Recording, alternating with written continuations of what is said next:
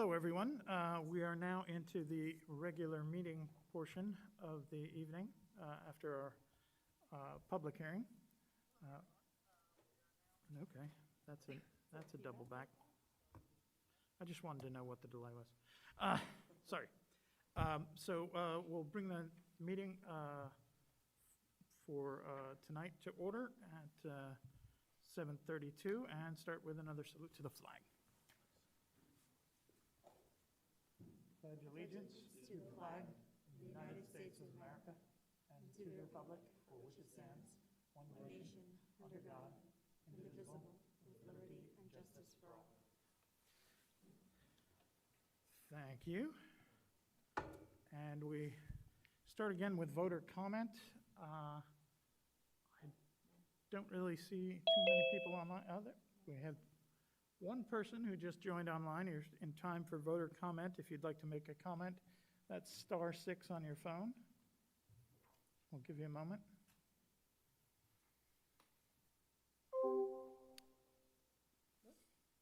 Or not. All right. So I guess we'll move along from voter comment. Nobody's in the building for voter comment either, so. Moving on to communications. Just moments ago, sent out a simple set of communication notes.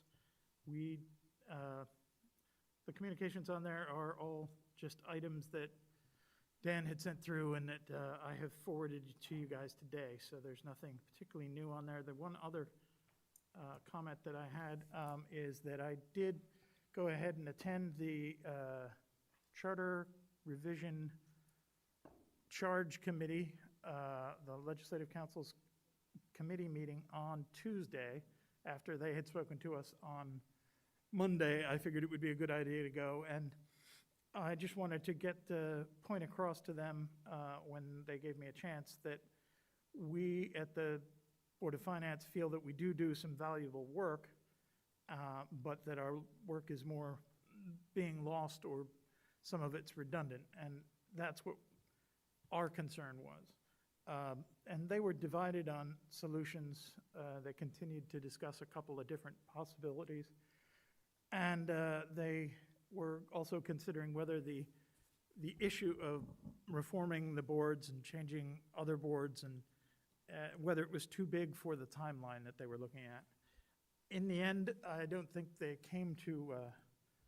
didn't come to a specific solution, but they did talk about potentially giving the actual Charter Revision Commission, because this is the Charge Commission, they were talking about giving the charge to the actual commission to review a couple of different possibilities. So they may in fact send over a split board usage or other setup to the committee. So we'll just have to watch and see how that's going. They have another meeting right now, in fact, that they're doing, and they have another week of charge committee meetings.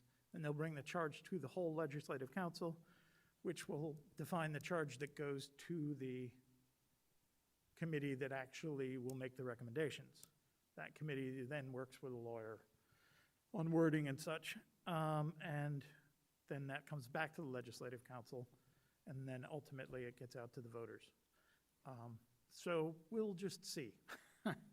But one of the concerns that they had mentioned was who would want to run for the Board of Finance if on the next ballot, along with running for the Board of Finance, was the chance to remove the Board of Finance. I thought that was an interesting little dichotomy there. Exactly.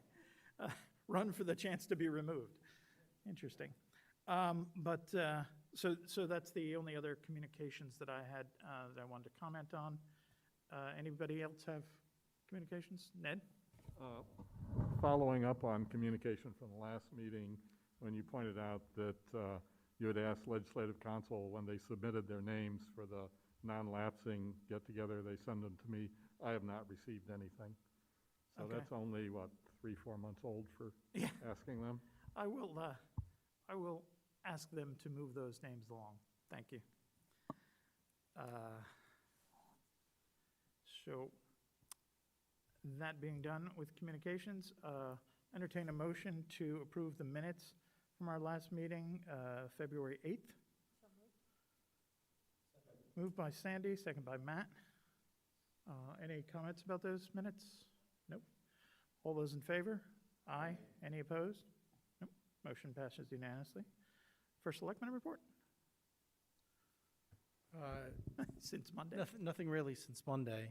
Although I did see on the state website this evening that it looks like of our 75 and older population, we're up to about 85% vaccinated. At Wow, least, that's great. their estimate. I think the town is 11, 12% now. So now it's been expanded to 65 and up. So hopefully we have the same success rate, and then hopefully it expands to essential employees and teachers before long. Great. Glad to hear it. We will not be having finance director's report, as our finance director has realized that he might be redundant in this evening's meeting and taken the chance to be home. So we'll move right on to new business. Now, we have the Board of Ed here. Thank you very much for coming. And we have two items here for you. So I think we'll go ahead and start with the Board of Education update on COVID response and funding outlook, if you can do that one for us.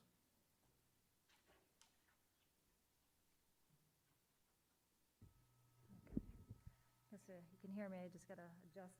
Yeah, I Tell me think, if I get too I think loud. maybe 6 inches away would be good, Tanya. A little closer, okay.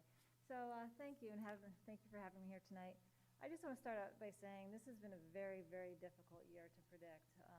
It's almost similar to following the bouncing ball and just determining where it's going to land. We've had balances in negative balance where there's typically positive and vice versa. It's just been very different with the COVID expenditures and everything that's going on with the pandemic. We have put some protocols into place where we're sending out department financials, and we're able to actually talk to administrators, and they can, oh, I'm sorry. Okay, right, oh, there we go. Do I have to say that over again? Okay. Yeah, so we put department financials into place, and we're sending them out every month to administrators, so they have a chance to look at their department, see where they're at, and forecast their expenditures for the month. They send that back to my office, and it's incorporated into my financial statement, which has really become a very valuable, useful tool in forecasting this budget. So anyway, I guess with that being said, I'd like to turn your attention to a spreadsheet that I have for you. See if I can get this up.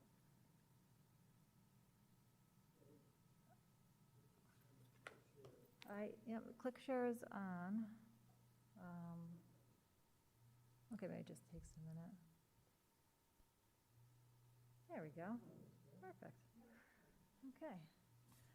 Okay, so I just want to, and Dr. Rodrigue, they started this back in July or August. The expenses have changed quite a bit, as have the savings. And so I've just been continuing with this document, capturing every single cost that's COVID related that's been coming through our office. So I'll just run through the list of expenses. So as you can see, we have additional nurse hours for $110,000, and this was to add an hour to their day to accommodate all the additional students that they've been seeing. Also, a portion of this was to add a part-time new staff member. We have $24,000 in increased para hours, and this was also, again, for student support in math, reading, in the library media center. Custodial overtime, we have estimated $93,000. A lot of that has been spent already. And this is to accommodate the custodians so they can do additional deep cleaning in the cafeteria and the bathrooms. The teacher coverage, this has been substantial. We have subs that we are required for long-term and short-term coverage. We've also included 4 teaching positions to be hired that will fill gaps in specific subjects such as math, reading, science. Other student-related costs, we spent $73,000 at the beginning of the year for bus monitors. We also have some special education outside services in here, as well as some committee work. Desk shields and protective gear, we've spent just over $200,000. Furniture, fixtures, and storage. Now this contains items such as tables for the cafeteria. We also had to move some of the furniture out of the classrooms to accommodate for social distancing, and we had to put those in storage containers, so that includes the cost of the move and the containers. And also tents that were put up at the high school to accommodate the lunch hour during the warmer months. They've been taken down since then. Air purification includes air purifiers for classrooms, and we've also updated our MERV filters for all the schools. And with the new filters, they're able to capture the smaller air particles. We have spent over $128,000 in disinfectant and sanitizers and wipes. Technology devices, and this was for the Chromebooks, which I'm sure everybody has heard about. We've spent just over $730,000. Other technology includes items such as cameras, microphones, software licensing. We had to increase our bandwidth to accommodate all of the Google classrooms and everything that we're doing now. Also includes some Chromebook cases and management consoles. Now the school lunch program. This has taken a heavy hit, and as I'm sure you're aware, this is not just local to Newtown, central to Newtown, it's everywhere. We have lost about 90% of our sales due to the hybrid and just, the COVID, the pandemic. So we've taken a very heavy hit. This is partially estimated. It seems to be that we have to subsidize approximately $30,000 per month for this program. Under miscellaneous school supplies, these are items that are purchased at the school location, and they're things like plastic bins, packets, lanyards, clipboards, camera swivel items, anything that they feel that they need at the school level. So year to date, we have a total COVID expenditure of $2,484,332. Now we've also had some offsets. We've had the Corona Relief Grant come in for $380,842. We also used money from the town's capital non-recurring for $400,000, and the municipal portion of the Corona Relief Grant for $165,000, all totaling $945,842. So again, we realized some savings above and beyond our original estimate. I think you might remember a number of $245,000 back when this document was first originated. Some other things have come up. So in transportation, we have estimated about $360,000 in savings. Part of this is a carryover credit from last year of $150,000, but we also realized some savings in our in-district because we didn't run in December. We also had some summer savings and other programs such as our Gates program and late buses that are not running. Included in that $360,000 is about $50,000 for fuel. Student and staff travel, we estimate that we should save about $50,000. In non-certified staffing, right now we have quite a large balance in our paraeducators, as it's been very tough to fill those positions. Right now, I feel confident that we will probably have about $100,000 in that balance. And this is also combined with other non-certified unions, such as the clerical and career, and special education services, which also includes a portion of our local SPED grant, or excess cost grant. Professional development, we feel will have about a $40,000 savings. And also, summer school, there's a portion of that was unused in salaries. And also coaching and activity accounts, we should see probably about $30,000. Now these accounts, we feel pretty good about these savings right now. It's total $690,000. So that brings us to a total deficit of $48,490. So how are we supporting that is the big question. I have down below the line potential additional offsets. So I'm sure everybody's heard about the virtual net metering. It's been a great program. I expect us to have about $350 in credits for that program. Thank you, Fred Hurley. But also a portion of that, about $125,000, was a carryover. I'm sorry. 350,000? $350,000. Okay. $350. It sounded like Three- $350. So Oh, we're I'm just- sorry. A couple of us over here were a little bit Okay. confused. Thank you. I'll get a little closer here. Oh, I'm sorry. Let me move this down for you. There we go. Yeah, so the virtual net metering program it's been great. And like I was saying, 125,000 is a carryover because it started in January. So we saw that cost in September when it finally came online. And we're just now seeing the other 5 schools coming online, so this estimate could go up a little bit. We also have put some money aside in next year's budget for these credits, but it's taking a while for everything to come online and getting all the pieces together. We also believe that we may have a little additional savings in vehicle fuel and our professional development. So the balance you see here for $414,000. Now, this is where our budget is really carrying the balance of these expenses. And I wouldn't really call this a potential offsets. These are areas where budgets have not been fully expended, and also kind of our wild card areas such as special education. So they're carrying this cost, but I wouldn't expect those to be potential offsets. So at the bottom of the line here we see a negative $54,059, and that's currently where we stand January 31st financial statements. So that's where we're at. Yes. Could be a stupid question, but in the total COVID expenses up top, that's since July 1 or since COVID? So just in No, this budget year? that's just in this year's Just in budget. this I year's don't, budget. yeah, I don't have anything from last year. That was my same question. I thought this said as of January 31st. Oh, I'm sorry, so that's the balance being, we're at a negative $54,000. That's So January these are, 31st yeah, of these are this from year. July through balance. January 31st. Why are we mixing financial years? Yeah, July 1's the financial year. What do you mean? Can you scroll up to the top? Yep. See, it's the balance as of Yeah. January 31st this year, which is in this financial year. No, This fiscal year. okay. So why isn't it as of 7/31? Why isn't it as of 7/1? Because that's fiscal year. As of is now, this is where we've gotten to now. So it's 7 months through the fiscal Okay. year. Okay, I mean, It was a different balance in I July. had the same problem when I I mean, I'm first, trying to add Yep. this up. So actually, to follow, that would, and to follow, not the dumb question by the first selectman, you've explained that. That's what I was gonna ask. This is not an end-of-the-year projection. This is just running total as of 1/31/2021, correct?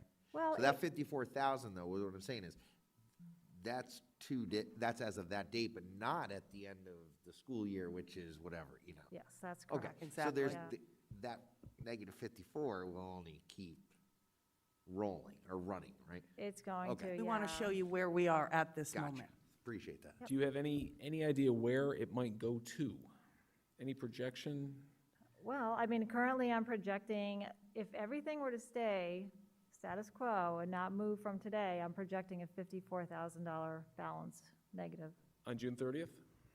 Yeah, if nothing moved, but this is the 7th report of the year. It's very early, so it's hard to actually say where we'll be exactly in June. Things are popping out. I mean, things that we just can't even expect. It has stabilized quite a bit. I'll have to tell you that. So from September to about November, it was, we were incurring costs every day. But things are stabilizing. I do feel pretty good about this balance right now. Like I said, it could go either way a little bit.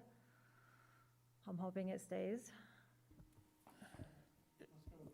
Oh, yeah, go ahead. So, at what point would it be a good time to check back with you just to see if there needs to be another adjustment from capital non-recurring or something? Right. We actually talked about that today, because that 414,000, that's the wild card, because it's holding up that balance right now. That's what's supporting it. Some of that might not be expended. For example, there might be professional development that we don't need to use, those kinds of things. That's there. If everything stayed the same, that's where we would be. I would say, we were saying about another month or so, we would know a lot more as to what will be expended. So can we put that on the radar? So we're now in February. Can we say like the beginning of April? Is that a good time? That would be Oh, perfect. excellent, yeah. Okay, so maybe in April, we revisit this and, check back and see how we're doing with balances and everything. We're trying not to, we don't want to get ahead of ourselves thinking we need more funds, because right now, we're okay. Right. So, can you scroll up a little bit to the grants and the relief we gave you? So, at Monday's meeting, we were informed that your total grants were actually 1.3 million, not 945. So, where's the difference on that? Sorry. Part of that, I think, is the stuff I sent out earlier today. I don't know if you had a chance to see it. I mean, But Bob had told us about ESSR 2, Yeah, we were which gonna- is grants that you don't have listed here. That's No. correct? oh, that's right, as of 131 too. So Right. that might have been a February grant, so. That's true. Right. There we go, okay. These monies are just the monies that have been applied to the COVID expenses, Right. yeah. not- So I think what people are interested in is going forward, what are you expecting as far as income? Are you just, not income, but grants that will cover any future expenses?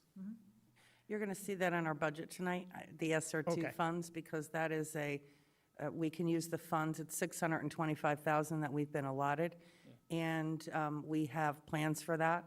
There is a needs assessment. There's a piece of that we have to tie it to Corona Oh, relief, yes. right? But you don't see that here. We're using it next year, and then we can use it the year after as Right. well. It goes all the way to 2023. Okay. Let me go to Ned first, and then I'll come back to you. For your return visit in April, when will the March statement be ready? I'm thinking we should wait until you have the March statement. I'm sorry, the March financial report? Yeah. That's usually typically ready about a week after the month end, a week or two. So we'd schedule after that.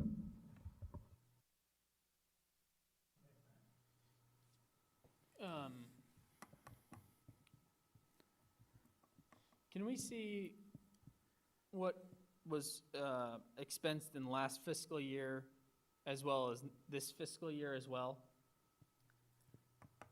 Fiscal year, So I guess my concern is that why is there such a big number in this fiscal year if we spent so much money last year on devices? Why are we spending it again? I don't know what we spent last year, so I guess I just want to see them together. I don't recall spending money last year on devices. So how did we operate 4 years of the school year remote? 4 months. Oh, So what you're seeing up there for devices, those were the devices that we ordered for the remote. So that's all part of, since back in March. Yeah. So wait, you're telling me this 731 is from March of last year? No, this is from January, but what I'm saying Oh, I is understand that. we also utilize devices we already had from previous funds in technology. No, I understand that, but my question is why are we spending another 700,000 if we did 4 months of last year remote? Didn't we already spend, didn't every kid already have a tablet or device? no, No. no, it was a struggle. This is now almost one-to-one. Exactly. But last year, it was a struggle. I don't know what the exact ratio was, but it was not one-to-one devices. We pulled devices off of carts. We took things out of the schools to make ends meet with devices. So every kid requires a device?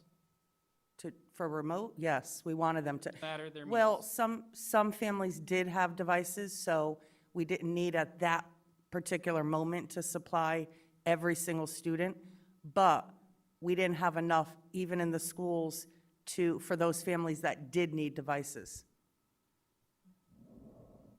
And just to clarify, it's not for the upper grades, 10 through 12, correct? I mean, they typically have their own devices. We gave devices in the secondary level to those that needed it, though. I almost want to piggyback off his, because I may know where you're going. I have no problem with the device technology, because let's face it, right, we're in 2021.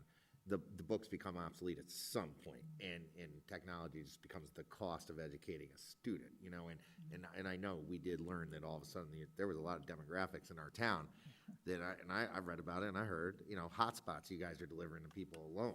Yes. Because there's a lot of regions where people just don't have it here in Newtown. We would never know. So that's great. Maybe, and maybe this ring, if you come back with that, like Ned has asked for in April, or wherever you close that out, and you can show us the next one. What I would be interested in is learning from March of last year, and I know that we were constantly delayed. Oh, you're gonna come back in 30 days, you're gonna come back, but in the end, you know, it was June. What was the average range you were running expenses there? And I'm just trying to think, if we plugged in that variable to say this is the projected for the closure till whatever, you know, July 1st or something. But the point is, like, that gives us an end run worst case scenario, right? Of how much more money do you think you're expending? And because those numbers will then just move over another column. That's where my mind's going, is like, I think you guys have enough data or demographic, you know, to be able to show that, right? From last year's expenses to just plug something in. I'm not saying anybody would hold you to it, but I think it would give us a better idea of the long term. Because, right, if you look at a company, they'd say, how many more months of school are left? And I'm not saying it's ideal for children. But does the decision become, would you be better off just saying, hey, listen, we got 3 more months of school. Let's just revert back to remote and not pour in the cleaning or this loss in the lunch program, because it's going to be a running deficit then, you know? And I'm not, there's actually, it's probably rhetorical questions, there's no commenting. That's where I'm just think I'm going. I know he's a numbers guy, so. The other issue I have to say, back when, you know, you're going back to March, which is when we just went remote, it was not the same remote as we have now. So families were struggling because they didn't have devices, as the resources, the digital resources that we do now.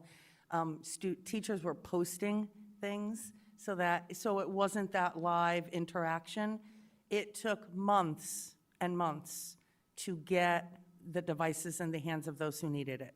So to say we just started it in March, that's just simply not true.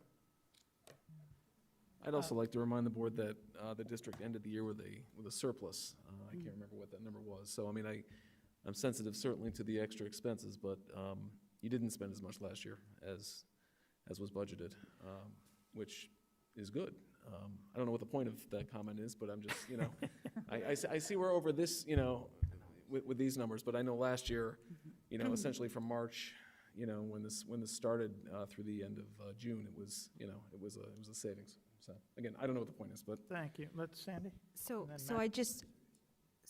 I just want to like illustrate a point, because I think that this is very sort of relevant in that, like, when we went remote back in March, we freaked out, and we're like, okay, let's get devices, because I was going to stay home, and the kids were going to stay home, and we needed. So we were fortunate enough to be able to get a hand on, you know, devices for the kids, but I understand that, you know, that wasn't necessarily the case for the entire district. Now, even though we still have those devices, my kids come home with school devices, but they're better. They're better than we were able to, you know, get a hand on for, you know, back in March, just because, you know, resources were, you know, there wasn't availability for Chromebooks, and my son's, you know, school Chromebook is way better than what I got him, and he can obviously, you know, do more with that. So I totally understand the district wanting to put all the kids on the same playing field with regard to technology. Can I just add to that as well?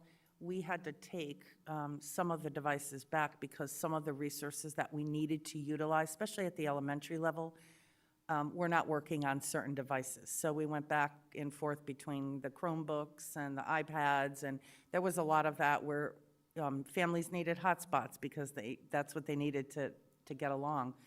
So there were a lot of replacement type of devices as well. So there were, those 3 months, I have to say, it wasn't the same as when we started in the fall. We needed to have consistency, you brought that up, which is really important, and it took all this time to get us where we are. And I just want to point out that I think if you look at, I know because I put in, I think early on, I put on 1.5 was our original estimate to the state, and I think I spoke to the Board of Finance, saying with caution that it would go up, especially in the technology. I remember that statement directly, and it did. And if you look at other districts, I think we've done really well in comparison. Thank you. Matt, did you have more? Why is there a larger expense in school lunch programs? So that wasn't just because we were hybrid or just because we were remote, because right now, 7 through 12, and we just came back in full, but 7 through 12 could never eat lunch together except early in the fall, and they were in hybrid, so that's why we needed the tents, so students would be outside.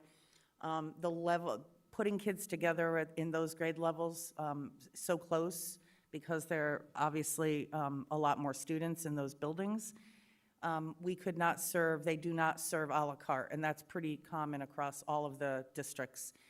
So they get boxed lunches, so that there's not a congregation and lines and all of that in the cafeteria. So just so you know, at the secondary level, the lunch program at the secondary level actually floats or helps support the losses at the lower levels. So if you lose money there, you lose money in your entire program, and that's been happening every month. And we can't help it. Right now, they're not eating in school. There's just no way to put, with the social distancing and all that we need to do to make it happen so that students can be in school full-time, especially at the secondary level, we cannot serve lunch in that way. We don't have the space, we don't have the social distancing, and we want to keep students safe. So what does that $200,000 go towards? Boxes? No, that's to support the lunch program. That's the, Correct. So what's Yeah. the hard cost? Like, There's labor, boxes? no. There's labor costs, there's their overhead. They have built-in fees for management fees, other things, all the product cost. It's a variety of items. It's not just the paper goods. Does that include lost revenue as well? No, it's not the lost revenue. We're not paying them the lost revenue, but we lost revenue, which supports the program. So we don't have that revenue to support the program.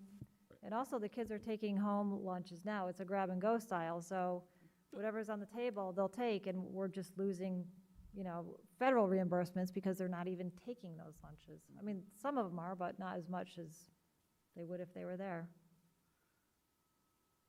Matt, are you? I still don't understand. So I think part of what, maybe you're not familiar with how the lunch program works to begin with. They've lost their The company that we contract with has a contract to provide lunches that meet the federal specifications to allow us to get federal funding back for providing lunch that's sufficient.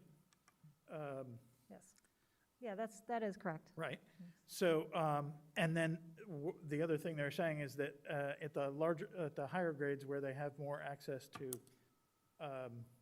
more expensive items, those items actually make the whole thing work.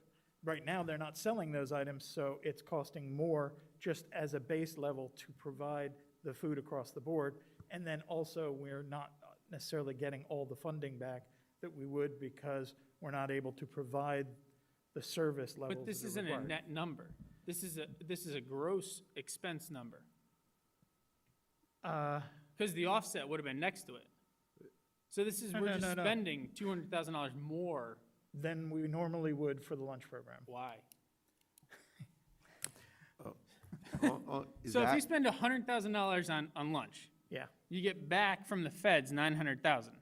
The net is 100, right. correct? But So I think that's where they said, we're at a $30,000 loss right now running, which would, right, you reduce that, because then it factors into the subsidies that come with the extra 30,000, correct?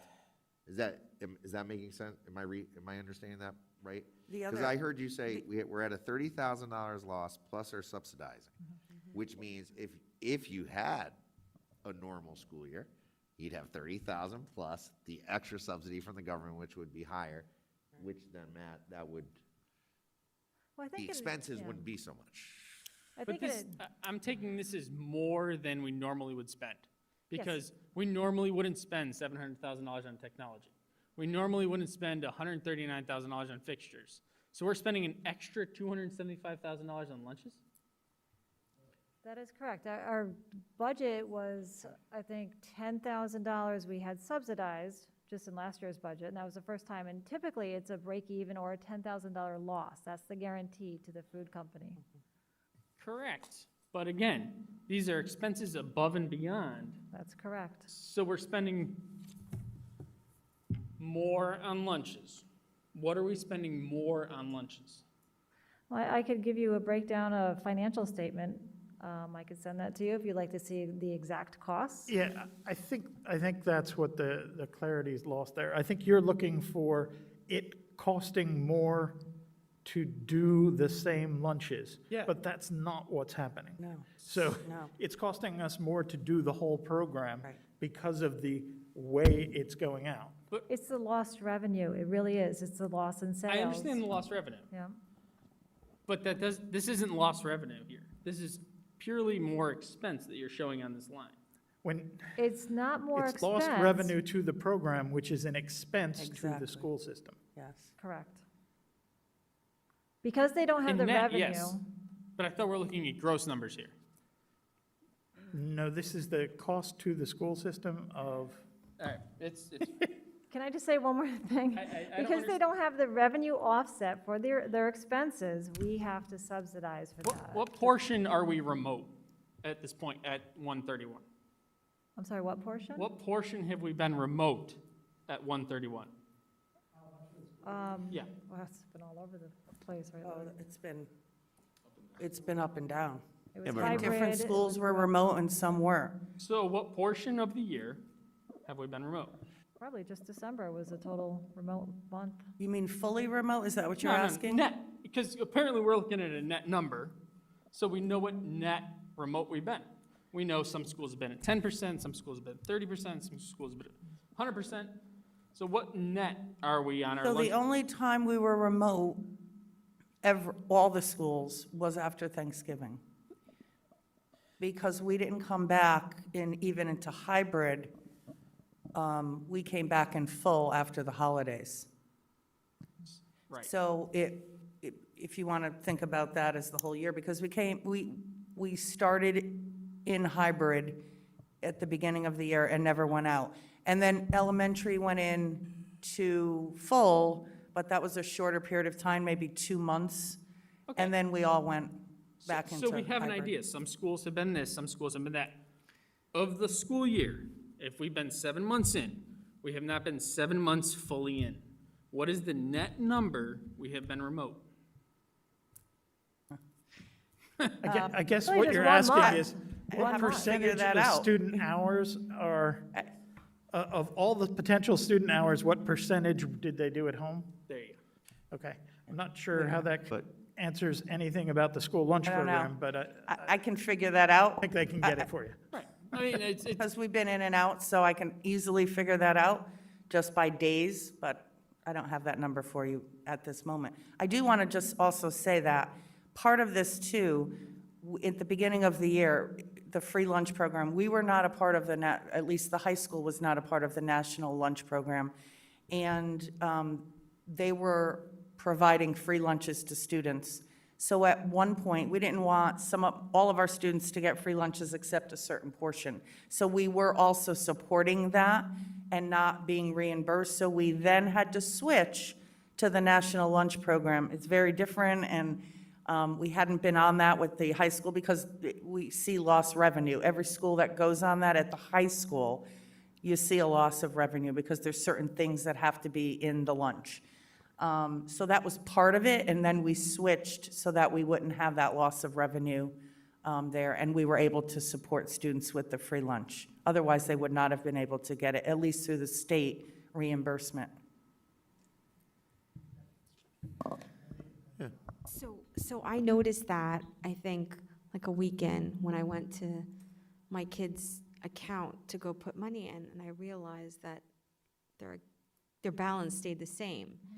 And so the question that I just didn't pay attention at the time to understand that whoever was getting school lunch, it was free regardless. Was there a limitation by virtue of the program that we couldn't have families opt in to pay for the lunches if they wanted to pay for them? Do you understand the question? So say I didn't want my kids to have a free lunch. I wanted for them to pay. I think we just did it as other districts where everyone, unless you wanted to bring your own lunch or Right. something like that, then they were in. When I think about some of the questions, though, the program, the loss of revenue that you see, that's what you're really seeing is the program difference because of the changes. And whether we were remote or hybrid really doesn't much matter because we were still giving pickup lunches for students. To what portion of the students? What Everybody? Everybody. Anybody could pick up a lunch and it was free. Okay, John? I think you just answered my question, because I was gonna say, from what I've understood or read, it's not about how many days or hours or percentage of your time. You gotta make the lunch available, and when you start going under the federal guidelines, great, you get the subsidy, but the difference is, as you said, there's a box lunch. If that's a $5 box lunch and you made $1 to sell it, it's versus a kid running through the cafeteria and buying the higher expensive items that one would do on their own, correct? Very much so. Okay. Absolutely. Yeah. It's the lack of the à la carte, so many other opportunities to serve food for students that it cannot occur this year and did not. Yeah, in order to That's receive, the program issue that every single district, this isn't relevant only to Newtown. If you talk to any other district, the loss of food, it's gotten to the state level. The loss in the food services is huge. My daughter misses cheeseburgers, I'm just saying. She misses the cheeseburgers at Reed. French fries. All right, Ned? Yeah. I guess would like, when you come back, to tell me whether to ignore Ron's August 10th, 103 million, and September 11th, 105 million. I believe these numbers, which I thought were going to correlate to those numbers, I think you've probably seen. Yep, I have Okay. that. And they're not, I guess. So either I should ignore all these, or if you could put a column in your next presentation of last fiscal year, these numbers. Are you because- talking about the 1.5 million, not the 105 million? 1.5 million? Did I say 105? Yes. Oh, I wanna I give got them another nervous good for a score. minute there. Yeah, 1.5. Yeah, 1.5. I explained that earlier, that was the information directly correlates. But this That's is my where, question. this is where we are now. Right. I was And- even able to update the state website because I think we did that in July and August, and I put in for 1.5. The state came back and asked every district to update because they realized that there were some staffing issues, personnel that we weren't even able to capture in the first report. So ours went up to, over 2 million, and so did lots of other districts. So there are some things that will be similar there, like some of the savings I know, and other things that will be different.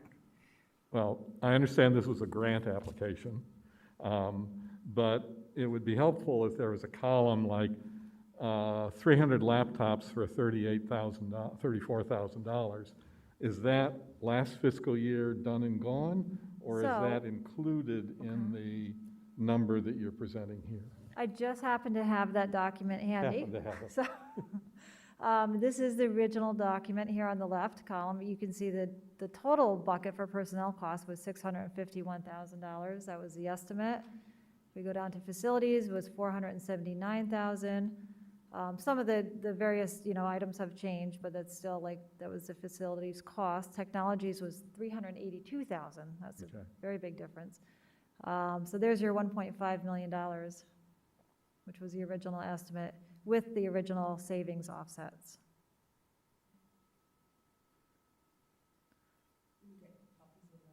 Sure. Thanks. All right. Yeah, Chris. This may be more for the board. Hold about $380,000, which I know is accounted for in the slide here. 165, which I also think was accounted for here. The ESSER for 625. And there was another 130,000 to bring it to what Matt said before, 1.3 million. Yeah, I think you have that on your other sheet. 130? The 130,000, that could be the ESSER 1 from last fiscal year. Yeah, so that's already been expended, and it's not included in this document because it was last year's expense. I just wanted to account for all that money, so thank you. Yes, no? Okay. I'd like to make one last comment myself, which is related to what you were talking about, John. When you were saying, would it be cheaper to just have the kids stay at home? I think that you're going to find that even if it would be, there's a certain amount of educational pushback that the people down the other end might give us. So obviously, it's not worth talking about much until we know those numbers, but just so that you're not looking at that as a one-item conversation. I would never be so bold to do this. I didn't really think so. Thank you. So thank you very much for that. Obviously, we're still very interested in trying to understand the economics around this. The idea that the ESR2 has different amounts and you're going to spend them here and there. Obviously, you mentioned we'll find out a little bit more in the budget presentation, but I think we're all just trying to get our heads around it. I think all of the grants that you're receiving related to this have to be directly related to those expenses anyway. So it's not like we don't think it's going to work out correctly so much as we want to understand it because some of us like numbers.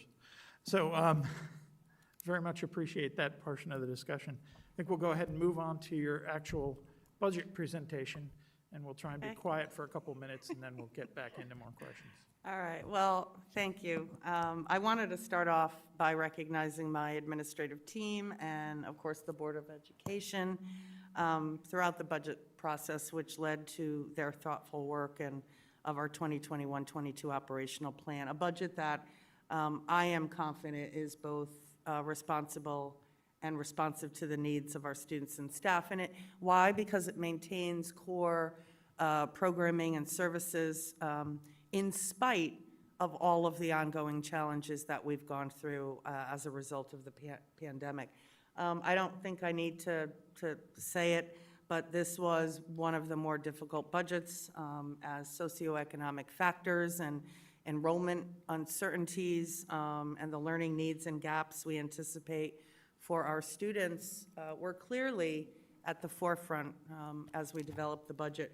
As I stated to the board in my original presentation, I hope we all keep our Newtown, as I like to say, rather than just the data and the statistics. It's really important, now more than ever, that we keep them in mind. Our requests for next year are really responses to what we value in the district, what we truly and genuinely need, and how we can support students and staff and families through a responsible design. And I really do think it is responsible. I hope you recognize those efforts in the budget this evening. Just so you know, we had several key intentions as we put together this budget, sustaining core programming and addressing those academic and social emotional needs. I think you heard that in some of the earlier parent calls.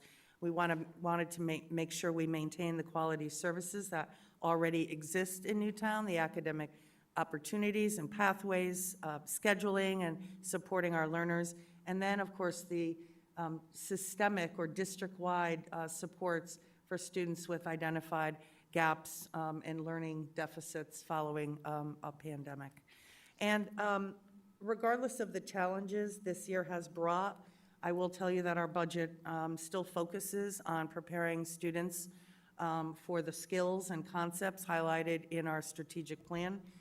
Preparing students, for example, for college and career readiness is still vitally important, and we want to continue to focus on their students' critical and creative thinking and problem solving and written and verbal skills. The board's budget priorities, I will say, align with the strategic plan in more specific ways, including support of reasonable class sizes, in funding for technology and maintenance building and grounds, funding for mental health resources and special education, professional development, and additional supports for students to address those deficits that we anticipate related to COVID. Our district goals, as you see on the screen and in your packets, really did truly guide our work, and each of these goals had a close or direct relationship to the requests on our budget. Goal 1 was modified as it became very clear very quickly that providing supports for students took on new meaning under the pandemic. We want to continue to promote the rigor in instruction, student engagement, and focus on what this looks like now as our students move to new grades in person, hopefully, embracing technology and digital resources along the way as well, and not just because of the pandemic and remote learning. I think it's just personal and professional. I sit on a state computer science executive committee, and I think one of the greatest wake-up calls, something I said to them clearly was, that was probably the most challenging thing we ever learned that we should have known already, and that was the use of technology. We should have been far more prepared, and I'm not just saying that regarding Newtown. I think that occurred across the nation. So it was a great wake-up call, and it's something that has transformed education and hopefully will not change. That was one of the silver linings. And ensuring we have equity in creating safe, positive learning environments for all of our students, and that we could identify the staff funding for training and professional development is also critically important. Another goal was to implement academic instructional strategies and social-emotional supports to address COVID-related influences on student learning, and there certainly have been now and will continue to be in the future.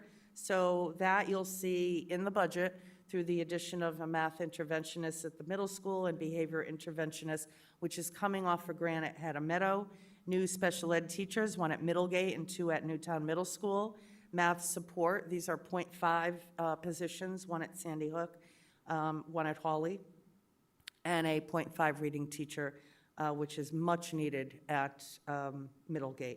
We also increased, as you saw earlier, our paraprofessional hours as they work one-on-one with students. The other goal is to promote a culture, as I mentioned, of rigorous learning and fostering student engagement. We have made changes that have been part of our conversations for quite a while, just so you know, and in other areas post-pandemic, hopefully. We feel it's more important given the support we know we need to give our students come next fall. And so there is a new Newtown Middle School schedule, and that's in the works. So it now integrates world language as part of the academic core program at the school. That is the need now for 3.2 FTE teachers. We have a Spanish teacher, .33 at Reed. That's been ongoing. We knew that we would be moving our world language up to the 6th grade. We have, in that same reorganization at the middle school, 2 unified 2.0 FTE teachers for unified arts courses, and students will have a voice and choice in that. And we have what's been truly outdated for quite a while, our math program. We're seeing it in the scores, so we have a new math program, K-5. A whole committee has been piloting several resources and will land on one. very soon. And we know that we need the K-5 math text and digital resources. And again, it was coming up for licensing and site licensing, and so we made sure that we got ahead of that because we knew we wanted to change our math program. There are texts for Spanish, actually it's the foreign language, and English as a second language, Western civilization, and Amplify in Science, which is a digital resource that we think is much needed. We also want to be sure that our staff and students continue to embrace technology and resources that will help facilitate their application of skills and concepts. So again, we talked a little bit about one-to-one technology, and next year, ninth graders will have the Chromebooks. And they will keep those Chromebooks all the way through high school, and then they will be reutilized. So they will be repurposed. Right now, it used to be like 4 years and right now they're looking at more like 7 for a window of time. We have ongoing use of digital resources and technology. I have to be honest with you, many of these resources that were used when we went remote and through to really try to engage students and elevate the level of instruction, we are now keeping. And the reason for that is it's not just about what we can use resources for remotely. It's homework, it's additional enrichment, it's classroom work where they are using those digital resources. So we see such a value to those that some of those are things that we're keeping, hope to keep. We'd like to update our language lab. There is a certain level to which there's breakage and it's not usable for world language at the high school, and an update on our graphics lab. But we believe that, we know now that will be funded through Perkins. And then an important goal is also to ensure, there's been a lot, I'm sure, in climate and culture, as you know, and we want to make sure that our policies, protocols, and practices are implemented to address equity in creating a positive climate and culture. We do have in the budget a diversity and equity coordinator. I liken this position very similarly to our family care navigator post Sandy Hook, which was still is a truly valuable position in working very closely with families and students and staff, sitting on committees, working with the leaders to resolve issues, many of which have come up in all ways, bullying and special education issues. So it's not just all about race, it is about equity and working with families in that way and having a close relationship. At the same time, we're looking at curriculum changes, so that would be part of the position as well. But we really truly believe this will be funded through Novo grant. It's right up their alley. We just don't get, as I mentioned, commitments from Novo or VOCA until later this year. So we put it in the budget. Prepare professional hours for our staff at Peak. That's my Parent Educator Advisory Council. It is a huge group and subgroups of parents and leaders and staff, and they are empowered to actually take action and really be a part of the district, and that's going very, very well.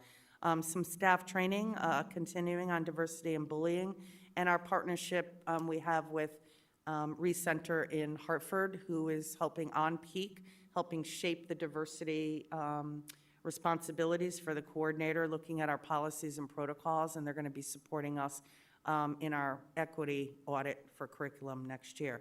Just so you know, as a side note, creating these safe and equitable environments for learning is certainly not just a Newtown goal, it is a state goal as well. And finally, to identify and fund training and professional development for our staff. We have TEAM that is supporting new teacher education and mentoring program. That's something that is a state requirement. Training for implementation, as I said, of our new math program for our teachers. And professional development for our Reed and Newtown Middle School teachers on differentiation and also the co-teaching model. We have co-teaching at the secondary level, but it is so critically important that a special education teacher works collaboratively in the classroom at the center where everything happens, rather than always having pullouts. You see the score, you see the assessments will be very clearly showing that helps students in terms of support when they're right in the classroom with them. I worked under a model like that. We have it at the high school, and it works. So we're moving that to the lower grades. ELL training in English as a second language for our new teacher coordinator and other key staff, and continuation of our implementation of next generation science standards for our high school science teachers, and that is a requirement. So that is it. I wanted to show you a through line, some of the highlights of the things that we're requesting that really align with our goals in the district. And I will now turn it over to Dr. Koo. All right, so there are a variety of sources of revenue, and this year has been particularly complex with revenue offsets and revenue sources from unique sources. So as we discussed earlier in the meeting, the Capital Non-Recurring Fund and the Coronavirus Relief Fund have provided significant amounts for COVID-related expenses that were not budgeted in the current year's budget, nor will they carry over to next year's budget. But keeping that in mind, let's look at some of the more traditional revenue sources. So as you can see, and as you know, the tax revenue, the majority of education funding comes from the local tax revenues. And that makes up 94.3% of the budget, or $76.1 million. We also receive funds from the state in the form of the Educational Cost Sharing Grant, which provides almost $4.5 million and makes up 5.6% of the education revenue. Other grants, local tuition, parking permits, and miscellaneous fees will make up the remainder of the education revenues. So this year is the first year of the two-year budget cycle for the legislature, as you probably all know. And as you know, the ECS amount has fluctuated sometimes and was not even known until after our local budget was passed or adopted. But this is anticipated to remain flat next year based on the governor's most recent budget proposal. So what you see here is the anticipated revenue source of about $4.5 million that will help to offset our local tax contribution. So the Education Cost Share Grant is paid directly to the town's general fund, as you know, by the state of Connecticut, and then the Board of Education receives the amount needed to operate the school system from the general fund. So unlike the ECS funding, the excess cost grant is paid by the state directly to the district. And the excess cost grant is specifically for special education funding and is determined based on the number of eligible special education students that we have in the district, whether whether their costs exceed a threshold as determined by the formula. So based on what we know about current students in our district and the potential tuition, which we often don't find out until after we've passed the budget, we anticipate that the excess cost grant is to be above $1.6 million. So the calculation is based on those students whose needs exceed 4.5 times our net per pupil expenditure. And the state's excess cost grant was meant to provide stability in the local budget, but as you'll see in the next slide, the grant has never been fully funded and the 4.5 times threshold is fairly high. So we anticipate that our total tuition costs for outplaced students to be approximately $4.5 million, and with revenue offsets from the excess cost grant at $1.3 million, the district's net tuition cost is anticipated to be about $3.2 million. So the revenue offset figure that you see here is only for tuition. There are other offsets that the excess cost grant pays for, going to transportation and other in-house expenses if we have students that meet that threshold. So on the right, you can see how that threshold is determined for a hypothetical outplaced student whose tuition we're saying is $100,000 and transportation is about $40,000, for a total of $140,000. So to calculate the reimbursement, first we need to know the threshold. So multiplying our per pupil expenditure by 4.5 times, the threshold is determined to be $84,542. But if you subtract that from the $140,000, that should leave the eligible reimbursable costs from the state at $55,458.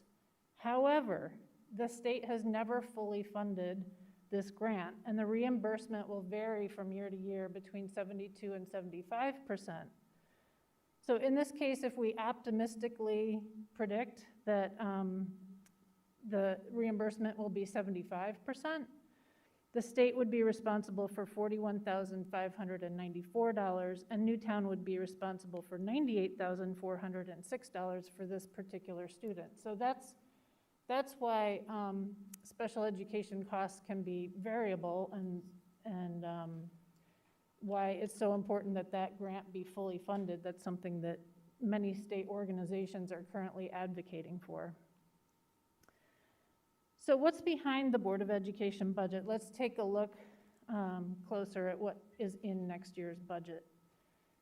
Just in a general sense, there are influences that increase the budget and influences that decrease the budget. So energy efficiencies that are being realized as a result of our changing of lights and the virtual net metering program help lower the budget.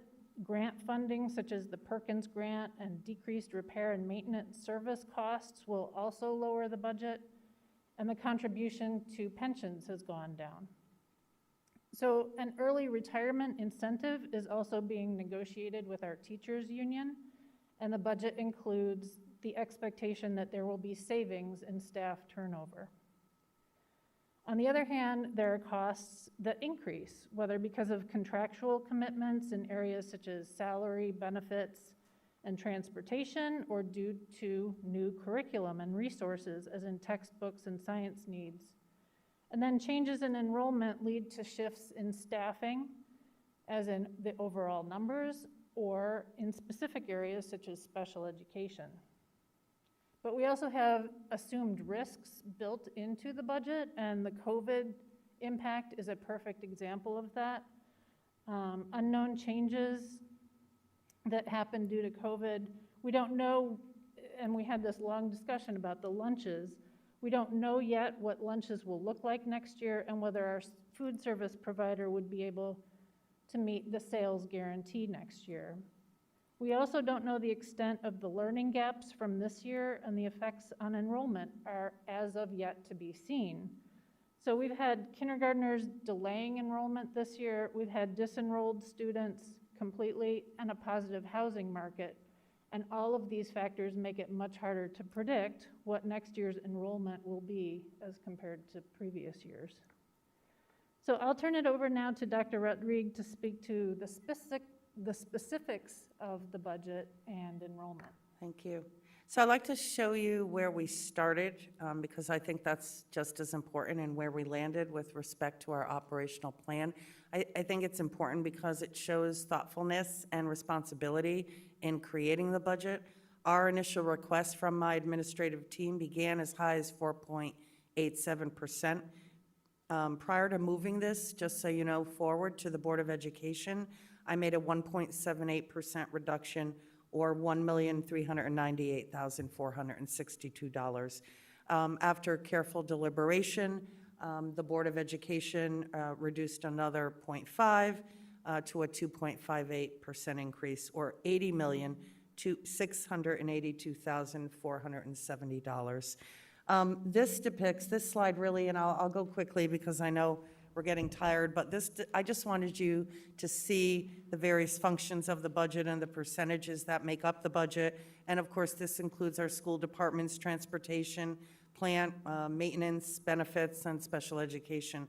As you can see, some of the areas are more significant in our budget, such as special education, of course, our high school having the most population, and things like employee benefits as well. This outlines the same budget objects, but it's more specific to the costs in the budget, all of which equate to the 2.58%. And as you can see, and I'm going to point this out again later, salaries and benefits make up a good portion. This is just a snapshot of the percentage increases or decreases that actually are driving next year's budget. And as I just mentioned, you can clearly see that almost 81% of our operational plan for 21-22 is in salaries and benefits. And these, of course, are those contractual obligations and fixed costs. If you recall, purchase property services was reduced in our previous year by $335,000 in the area of building and maintenance and site projects, and this was offset by the town's capital non-recurring. This same reduction occurred in technology as well for $115,000. So this is why you will see increases in those areas. On the other hand, we have reductions of $153,548 in purchase professional services and supplies, which is approximately 7.6% decrease overall in those areas. This is really just, it drives home the significance right there of salaries and the impact on our budget, with many other areas either close to flat or even in reductions, such as supplies and equipment, and other objects, which include things like memberships. And as you know, all of our unions are now on our self-funded plan. They have been for a while, and this has truly helped, and I'm sure you've heard this on the town side as well, to moderate cost increases. The self-funded plan comprises 73% of our total benefits, and this includes both medical and dental. FICA and Medicare is at about 14%, and workers' comp, pensions, and life insurance round out the entire benefit costs in the budget. And at this point, I'll turn it back over to Tanya. So student enrollment is a driver behind all of our budget numbers. And when we're predicting the future enrollment, we typically have two means of doing so. We have an internal projection that is prepared by the business office and uses a formula commonly known as the cohort survival method. This formula will roll forward grades 1 through 12 and calculate the growth or decline percentage for each grade level. It will then take the average of the growth or decline percentage over 5 years and multiply this number by the current enrollment, and this becomes a projection for the following year. The internal projection has been used successfully over many years when socioeconomical factors do not play a large part. However, when there are many district-wide changes to consider, the central office will rely on the experts. And that's exactly what we did for next year's budget. Peter Prada, who is well known in the industry, was hired back in September of 2019, where he prepared projections for 2021 through 2930.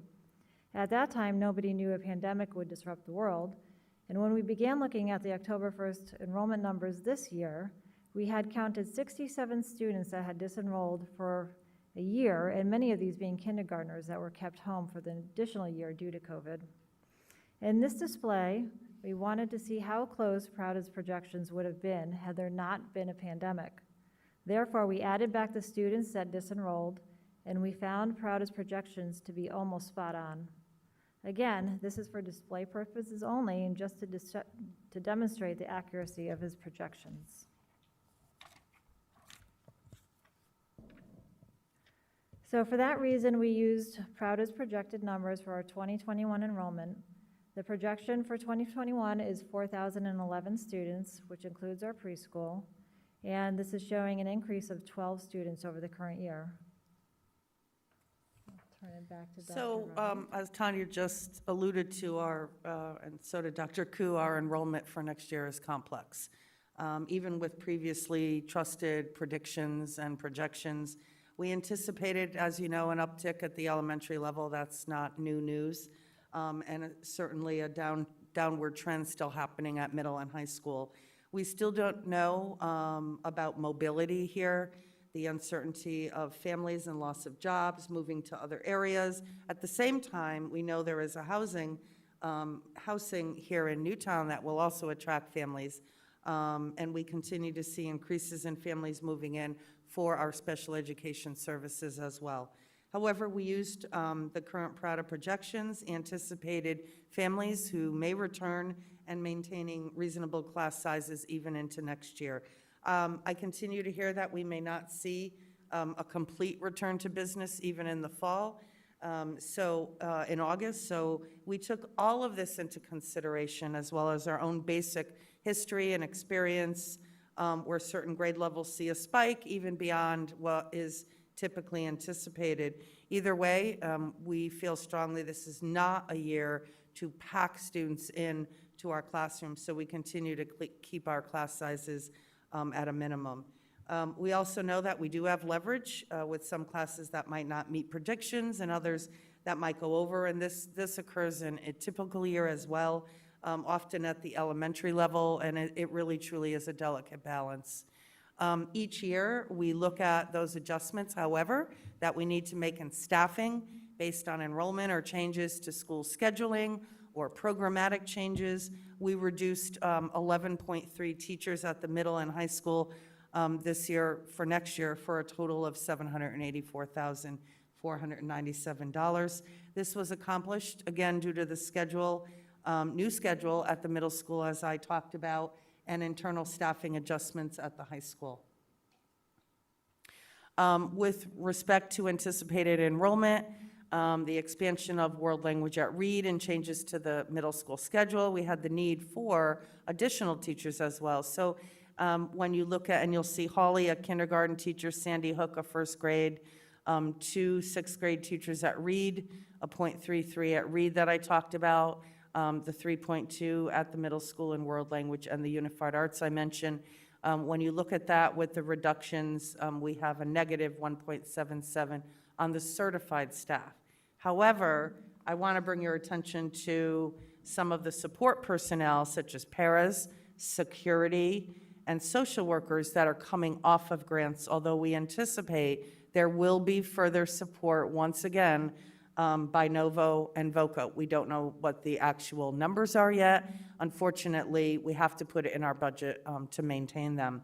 We already have a confirmation, some financial support once again from Sandy Hook Foundation, but again, we don't have the final numbers for anything else. So while we have the additional positions here of 3.9 moving off of grants, some of this will be offset as well. And as we talked earlier, as part of COVID relief, our school system has been allocated ESSER 2 funds, that's the elementary and secondary school emergency relief, in the amount of $625,000, and that's part of the Education Stabilization Fund and part of the CARES Act that can be used through 2023. So we took the opportunity to identify some of the areas that we could actually offset for next year using those funds. Now, just so you know, there's a list of criteria and things that they relate as being COVID-related. And I will tell you that a huge piece of this is support personnel and teachers for learning loss. So that's huge. The state now, it's not part of the federal side, but the state has actually added a piece to being able to bring down the number in looking at what you're going to align your support personnel. So you have to do a needs assessment to show why you actually need those particular individuals and support personnel because of COVID. So support roles, interventionists, and again, this is how you draw down the funds. Special education teachers supporting students who have gaps, those who have been disengaged, who struggle with ongoing and need ongoing specialized services, who have not been able to get them since last March in the way that they have in the past. So that is 5.5 FTE positions that we've identified. The interventionists, you'll see they're all support and interventionist positions. A teacher at Middlegate in special education that works with the most highly disabled there, special education, two special education teachers at the middle school as well.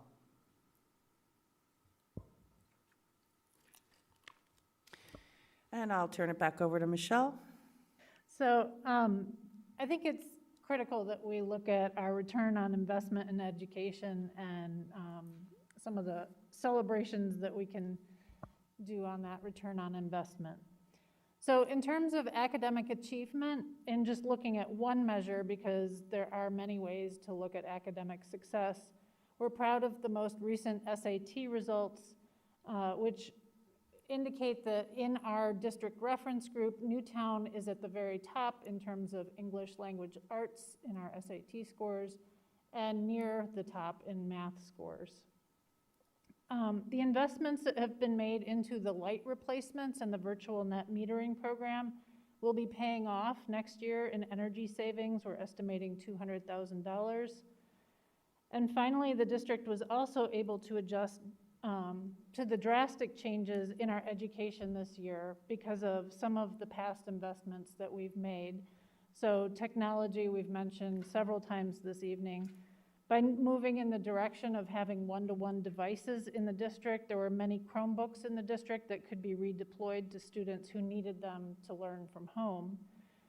And in terms of class sizes, they were reasonable coming into this year, and this allowed for appropriate spacing in our buildings and more face-to-face learning. And in terms of personnel, the director of teaching and learning that we hired 2 years ago, along with the assistant superintendent and director of technology, were just invaluable in terms of getting our students up and learning in September and making sure that those hybrid classroom, that teachers were prepared to teach remotely and in person all at the same time. It was a huge challenge, and without them, that would not have happened, at least not so early in the process. And behavioral interventionists that we've hired over the past couple of years have been really key in terms of helping students with stress and the disengagement that we're seeing from this year's changes that often manifest in behavioral issues. So the success of this year has also been dependent on community partnerships that we have. So the collaborative relationships that we have with the NYA and the community center have helped support our families, but also our teachers in terms of helping students learn when they're in the hybrid model. So now shifting to looking at financial measures, we can see that in 2019-20, the most recent data available, Newtown falls just above the middle in our district reference group for spending per pupil.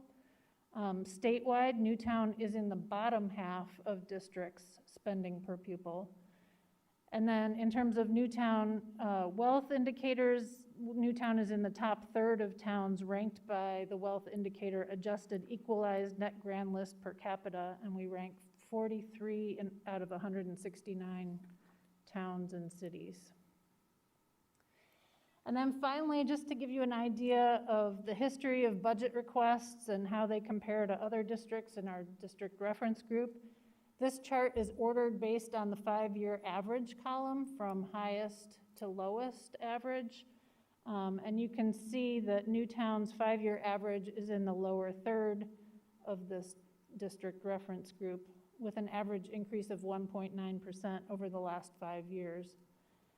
And for this year, if you just scan the last column, or not this year, but for the coming year, our request, you can see the other districts' requests for the next coming year. And those are all in different stages of the process, obviously, because we all have different budget approval processes.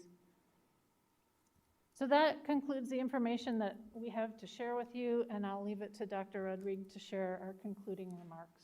So I just wanted to end with, and this has been the most complex and challenging one I can recall ever for any of us. I know that's true.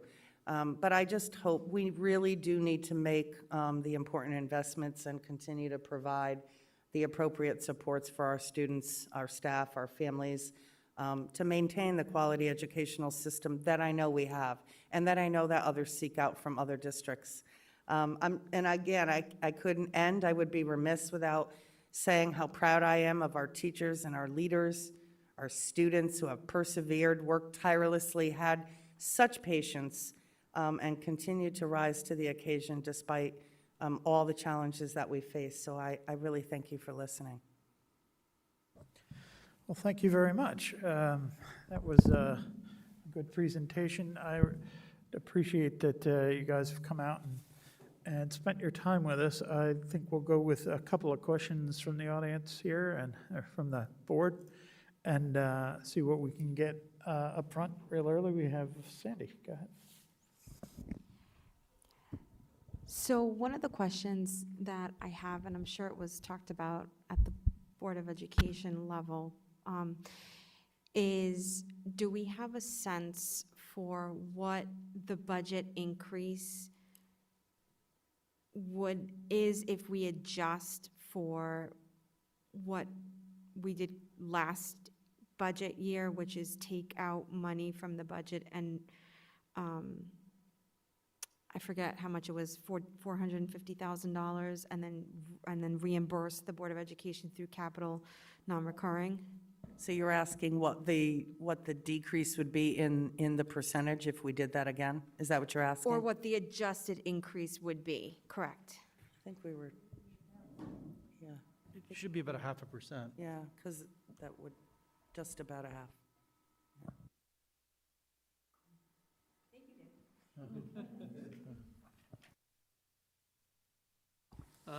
I think it's 22%.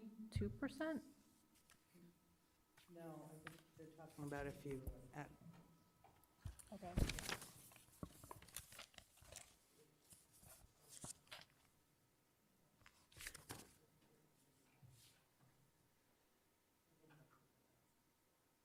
So I have calculated it's 22% of the total budget increase can be accounted for by that amount of money that was used from the capital non-recurring fund. Does that make sense?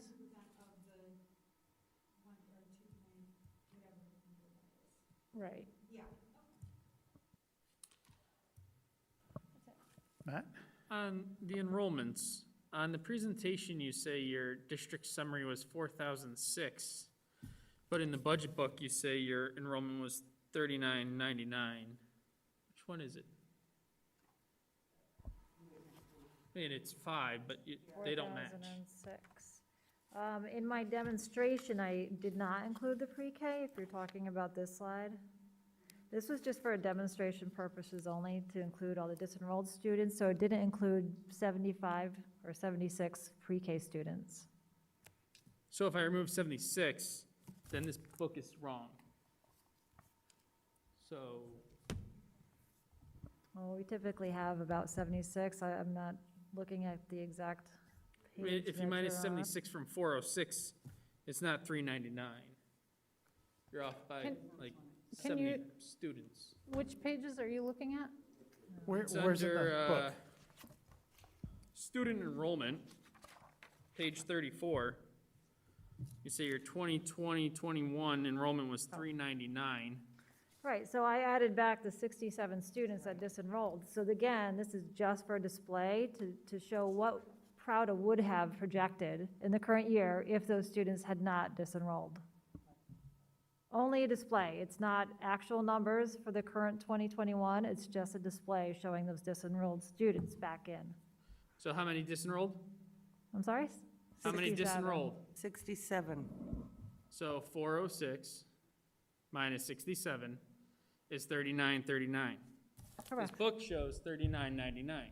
The book shows 3939 for total enrollment, and when you add the pre-K of 60, then it's 3999. That's over here on the left-hand side, if you look at the Yeah, I'm looking at blue page one. 34. Yeah, no, but if you look at the blue box on the previous But why don't page. they match? You That's- can't have pages separate from each other that don't match. It doesn't match because I did not include pre-K in this number here. Pre-K is not in that number, that's why you Which see. number? In this number? This, Page 34? this demonstration, So, if you're gonna make a demonstration, why don't they match? I didn't include the pre-K because we were talking about enrollment and staffing.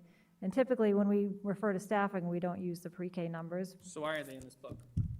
We have to, we've always included Because they're pre-K. So if Still you gotta part of our include one, district. you gotta include We the also other. include out-of-district, we include all kinds of, all of our students in this book.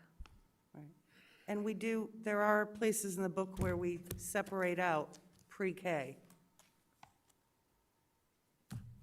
But you don't in this page. No, but she did on the demonstration.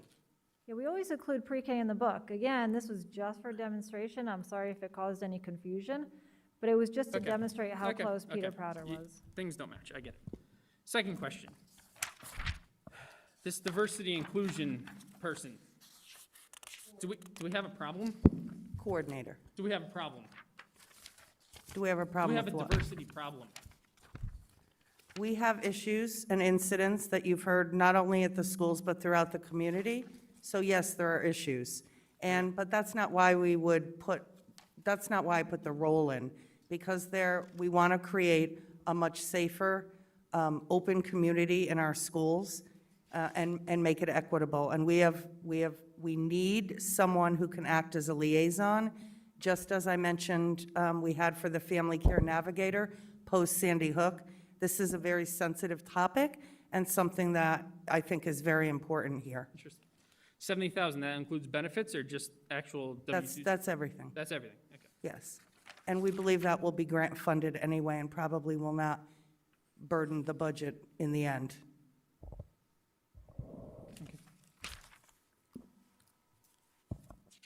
I'm good for now. Sandy, go ahead. Thank you. Do we have a sense for timing as to when we'll know when the grants, what grants we can reasonably expect? When is- Probably within the next, I just talked to Kristen Larson, who was our grant writer, and we sit down weekly. Those are the only two, Novo and Voca, that we're not sure of yet, and she's thinking within the next few weeks, we should have a better sense, at least in the next month. It's kind of tricky for us then, It's very tricky, it always is, but. yes. But if you don't put it in the budget, then you know, that's something we do every year when it comes Understood. to those positions. Thank you. Chris, yeah? On the presentation page, number 16, the positions funded by the ER grant. So we were awarded $625,000. I see expenses here of $357. It's kind of a two-part question. Have you thought about how you want to use the balance of that $625? We haven't, because we know we have till 2023, and we're looking at, we want to sit down, and because there are things we might not even know we need yet. Right. As we do more assessments with students. There are other things that we can use it for, MERV filters, there's PPE, there are things built in that we know we can use it for if we need it. And MERV filters, let's just take that as an example, that will happen, and that will be needed and a requirement next year as well, and maybe ongoing for the HVAC systems. Right. Yep. And that's fine. I just wanted to make sure it was accounted for. Yes, we don't have a plan yet for all of the money, we No, and we that's- just found out about the allocation. That's fine. I guess my only concern in looking at, planning to use that money this year for those positions is that what happens when that money runs out and we've got these positions in the budget, kind of looking ahead. I know we're talking about this year, but I'm trying to project a little bit ahead. No, that's a great question, and we actually look at positions that are needed or not needed as we move along every year. Yeah. That's where you see some of those staffing adjustments. There's a very good example of a reorganization of a Newtown Middle School schedule that was a long time coming, that I think is going to really elevate instruction there. And so there are programmatic changes, there are staffing adjustments we make every year, and if that isn't needed after a year or two or three, then we look at that seriously. Okay. We don't typically, we don't want people to be bored in their jobs. We really want, we don't ask for things that we don't truly know we need based on data. Right. Okay, that's fair. Can I ask one more while I have the floor? On page 3 of the presentation, just looking at some of the academic instructional strategies and social emotional supports to address COVID-related influences on student learning and growth. Page 3. Of the, I'm trying to move us along Page here, 3. Ned. I'm tired. I one, said page 3. two, three. Curious about the behavioral interventionist at Hedda Meadow. Why just Hedda Meadow? I'm not, page 3 of the presentation? Yes. Yeah, yeah, I was gonna say, page 3, it's slide 5. Yeah. Thank you. Got it. Yeah, no, just wondering about, Oh, why the just- behavioral Yeah, interventionist? why just Head Meadow? Do the other schools already have them? Only, it's only for the elementary level, so it is to support students who have behavioral issues. So they are paras usually that have extensive training in that area, so they can go to a classroom and help support a student. They'll actually pull them out and do mindfulness and lots of different activities with them Right. and work with them behaviorally, so it doesn't interrupt the rest of the class. We put them in 2 schools, and it was just so amazing that we put them in. We wanted to make sure all of the elementaries were consistent, and that is coming off a grant. Good, okay, and so all 4 schools will have that position? Yes, only at the elementary, yes. Okay, and then math support as well, I assume, Middlegate and Head Meadow also have .5, and that you're just Yes. adding them to Sandy Hook and Holly? Yes. Okay, probably same with the reading teacher. I'm sorry? Just the same with the reading teacher as well, I see just one half-time position here at Middlegate. Yes, some had more of a need because they have other supports in those areas, so math and reading are the ones that they go back and forth, but Middlegate truly needed the reading teacher. Okay, well, I guess what I'm driving at is I just want to make sure everything is equitable across the 4 Yes. schools. Okay, great, thank you. Thank Welcome. you, Chris.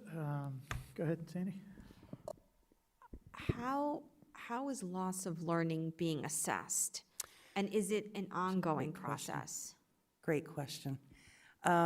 We have the NWEA, Dr. Picaro did present a presentation, when was it? Maybe 2-3 weeks ago, maybe longer, I'm losing track of time. But we saw very clearly using what's called the NWEA, and those are formative assessments. So they really are for our use within district to know. It's not something like, for me, the SAT, that really shows you what where we are, and how we're preparing our students as a summative. But NWEA and DIBELS and things like that are formative assessments, so we can learn about, and diagnostic assessments, so we can learn about where students are, where they should be, and what we need to do to elevate their instruction moving forward and to catch them up if they've had learning loss. In special education, same thing. They will do specialized assessments for special education students to mirror to see where they are in terms of their objectives on their IEP, their individualized education plans.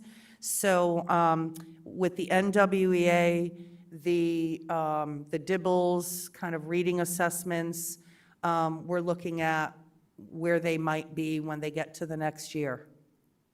So there's a litany of things that we're doing, as well as anecdotal and teachers working with, like, running records and things like that at the elementary that give us a lot of really good, vital information.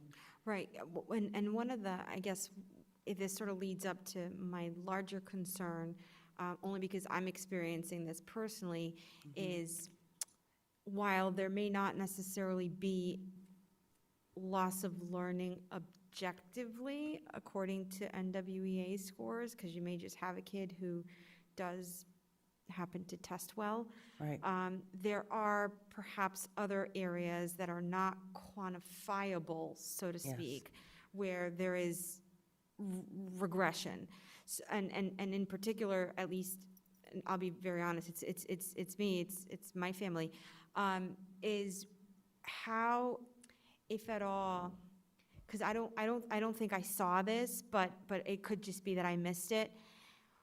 Are kids being sort of prepared for this new technologically dependent world? You know, because 3rd grade Yes. is where they get emails, and he had no idea what an email, and maybe know. that's also me. You know, I didn't teach him what an inbox was and how to. But could there be a little bit more support and or training? Like, you know, we trained our teachers on the Google Meets and all, but we really didn't train our kids, I don't think, on how to use the technology to be more, I mean, I get, you know, the kindergartners are not going to be independent, but, you know, the upper elementary grades, and in particular That's a those that are going into read, who have to have more independence, really didn't get that training. It's a really great question, and remember, I said how we were not prepared as we should have been. That's one of the areas I meant, because, first of all, our students know probably more than we do, even if they're younger in terms of technology. However, we had not used technology to the level we should have. I mean, we're in the 21st century. It really was disappointing to me, and, you know, and we all blame ourselves as educators. We should have been further along, where students should have been using technology. So it became, when we went remote, when we had no other choice, it shouldn't have been that difficult, and that did not happen. And so, like I say, that was a real wake-up call for everyone, and not just here, probably across the nation. So what we want to do now, as you saw some of the resources, is to continue to utilize them, not because we want kids of remote learning, but there will be times when they could be home, and we could be getting a lot more done, and a lot more, when they say, you know, extend the day or extend into the summer. Well, there are other ways to extend learning that we just really need to think about, and that's technology, if it's done well. Unfortunately, people have I was talking to lots of parents over the last month, and those who really had a really hard time with remote understand that they have a bad taste in their mouth now because of it, and it's too bad, because they realize, and they're coming down now as I'm talking them through it. I really do have to talk them off the ledge. I get, but we were all in that sort of boat where it was chaos, you know?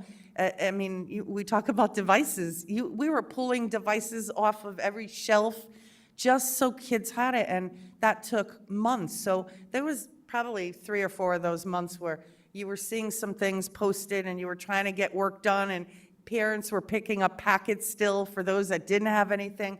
It was a mess. So, but now we're in a very different place, and when you reflect back, we need to really utilize what's there in the right way for the right purpose. I mean, look, my nieces at UConn, they were on remote the whole time. She had just as many issues as some of our learners did, because not every student, even at the high school, are used to that. And it's too bad, because it can be good. All right, John and then Matt.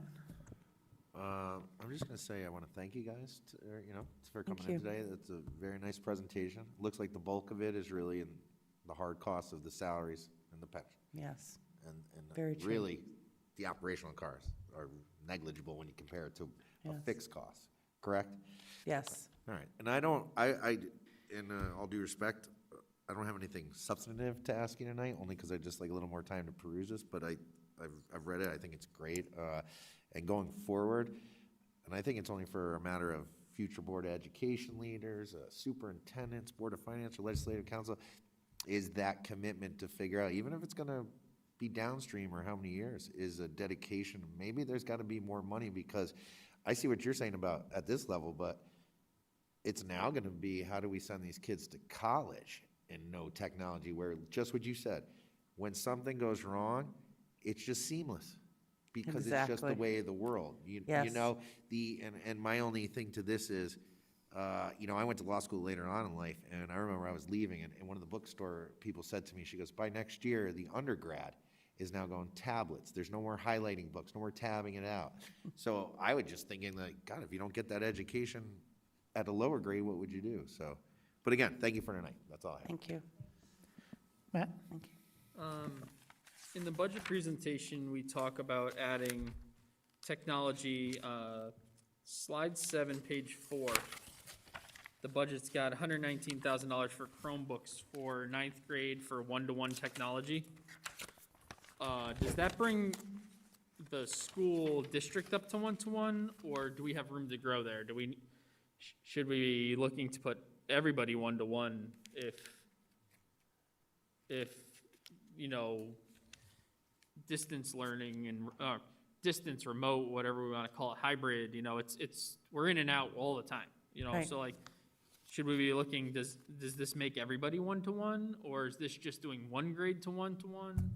That actually will get us very close. I think there's one more grade. Go ahead, do you want to speak to that? Yeah, I'm not sure if it's kindergarten, but that was for the 9th grade. But yeah, that would be one-to-one district-wide. Yes. Yeah. There's a difference, there's there's resources that they use in the classrooms, and then there's also the one-to-one where the devices are brought back and forth to the school. So there are devices, there are laptops, there are computers in the classrooms.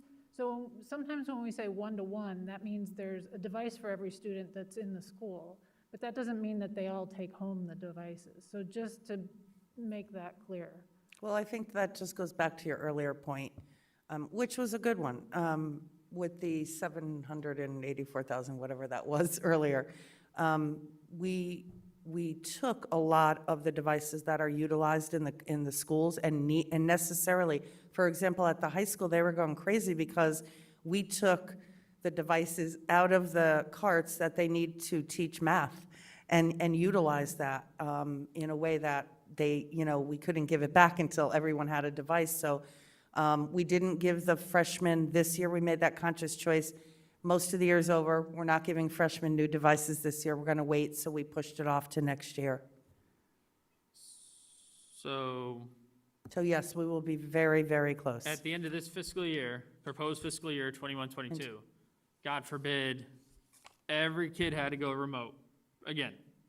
I mean, At the end of this next no, no, fiscal, this this fiscal year? proposed fiscal year. Yes. Right. If you got your Every wish student has a of device. 19 for ninth grade, again, let's say 22, 23, right? Because that'd be the following fiscal Right. year. Every kid had to be remote for whatever, This will solve a Yes. huge port. Okay. Yes. Okay. The only thing we have also, and you'll see that's in the regular technology budget, is the replacement costs.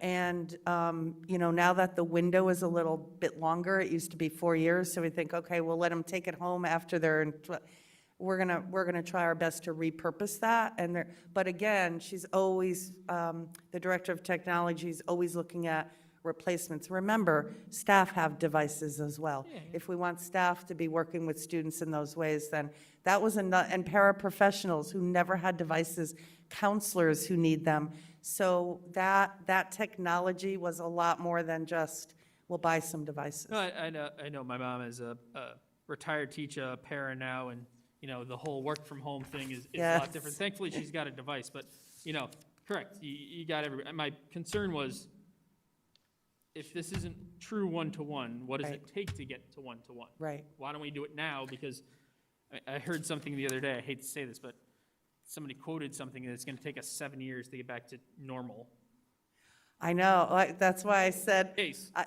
But, I'd rather realize it sooner than Yes. later. you know what this did? This actually propelled us to get somewhere faster. That's what happened. Last question, sorry, guys, I know, our math scores were well on the SATs you cited on slide 32, Yeah. page 17. I'm, are slightly concerned we're cutting math, science in the middle school. Is that just based upon enrollment numbers, or, okay. That's not, I would hate to say we're jeopardizing curriculum, but, obviously, things are learned So, a lot younger than just high school, right? We're Right. tested in high school, but we build the math, the science, the reading in a younger age. yeah. It's just the schedule changes. That's just the schedule change. Oh. We had a 6-person team, which thankfully we won't need to move forward because we reorganized the entire middle school academic schedule and added a world language to each of those. So it looks like we are reducing that, but in the reorganization, we're not losing it. Yeah, I just don't want to jeopardize the, Absolutely, I agree. okay. So the students aren't losing math time No, through this, we just are better situated teacher-wise. yes. Chris? Just a quick question, follow-up question on the Chromebooks. Would there maybe be some grant funding out there to fund that purchase for the Chromebooks? Is there what? Any grant funding For for the Chromebooks? Oh, for Chromebooks, that's a tough one. We've asked for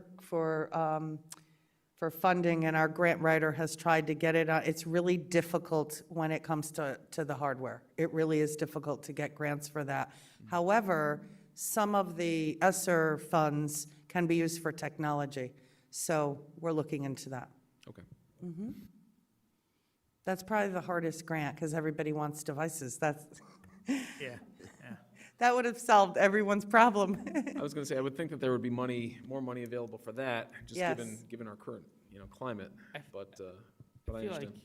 I've seen more money on software for things. Yeah. Out there, Yes, like, that- you want to Great. apply for something, we'll give you money for software, but the actual hardware, you're right, is hard to come by. Very difficult. It's crazy. Software is easy, you're right.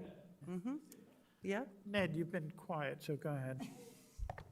Did I hear you say that there are parts of Newtown where you can't get internet?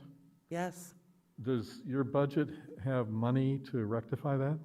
We would Okay, probably, okay, okay. oh, I'm sorry, I thought you were done. Why isn't it a town expense? And what does economic development say Good. about having spots in Newtown that you don't get internet? Probably houses more than spots, but yes, it is parts of Newtown. Okay. But we did, I have to say, our Director of Technology, we worked through, I can't even tell you how many households who needed boosts, and she bought hotspots for those families. That made the world of difference. You got to remember, some were trying to handle 4 devices, and sometimes it was just weak signaling, and so we worked through a lot of that this year. So I'm hoping that we do have hotspots, though, and she does always have part of that in her budget. Dan, are you ready to offer? No, it's not. It's, thanks, but no thanks. But there are parts of town that don't have good cell coverage either. So even a hotspot's not gonna help that situation, unfortunately, unless they have cable, coming into the home. I mean, the whole town has cable coverage, so Spectrum covers everywhere, but there are areas that if there's no cable, cell is not ideal either. So, I trust we've put pressure on our cell and cable providers in town to do something. yeah, and I think broadband is a big sort of hot topic with 5G rollout, which, is not in this part of the state. It's really not, much in Connecticut yet, though it's coming. But, we also obviously have folks from time to time look at areas where they might be able to put towers in, and, it really comes down to a provider, and someone actually needing the coverage. But it's always a work in progress. Sandy?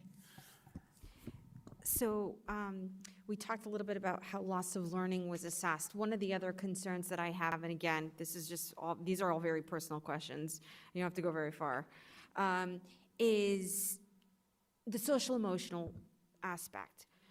Perhaps a child doesn't necessarily hit certain criteria to be, I hate to use the word labeled because that's not the right word to use, but anger issues, behavioral issues, those have all been exacerbated, if not created by the pandemic.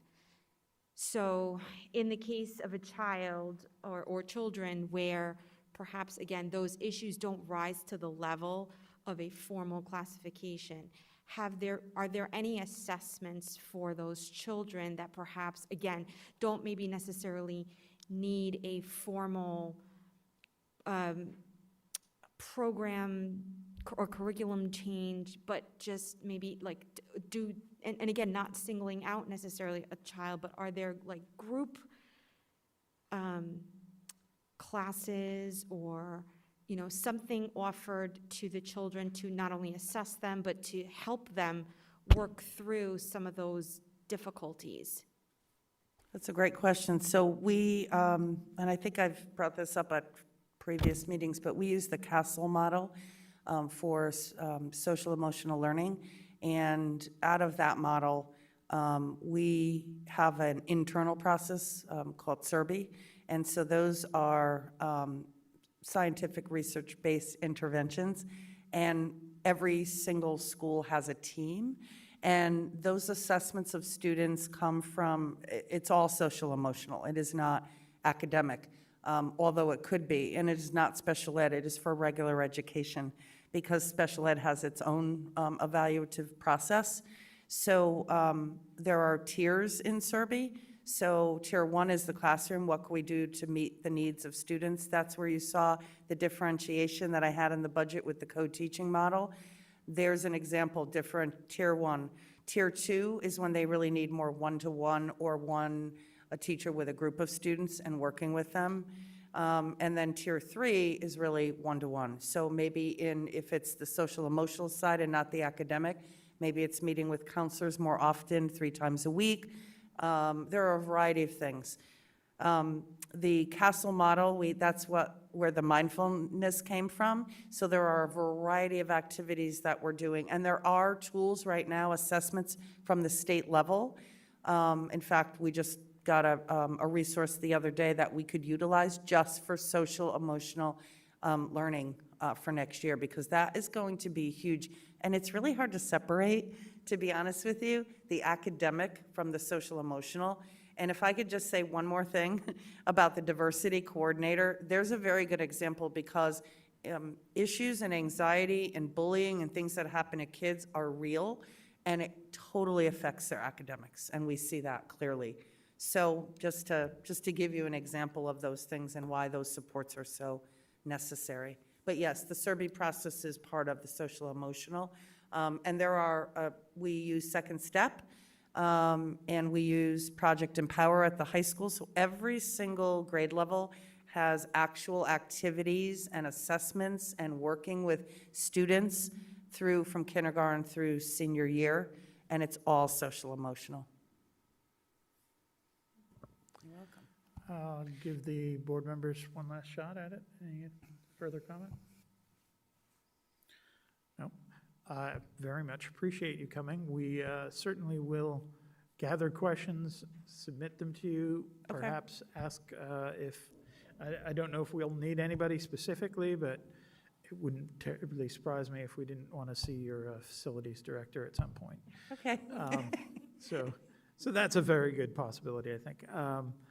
Otherwise, I will get back to you and with questions as people bring them up. And we have 3 more meetings before our final meeting. 3 meetings to have invite people in to talk with. Those are the 18th, the 22nd, and the 25th. So a Thursday, a Monday, and another Thursday. Those are the likely days that we would call on you. I'll try and consolidate them once I get requests from people. So just let you know that. Thank you very much. Thank you. Have a good evening, everyone. Thank you. Thank you. Now, for our meeting, we still have an item on the schedule for discussion on the budget. I don't know if I got a few questions, and I actually got answers to them already, and I'll be sending those out later tonight. I got some answers today. But I've only heard from a couple of people. If you have further questions, and now we're going to add in the BOE questions as well, please send them over to me. I'll try and get the answers as fast as I can, consolidate them. Everybody will get to see the questions and answers. That way we all get that information.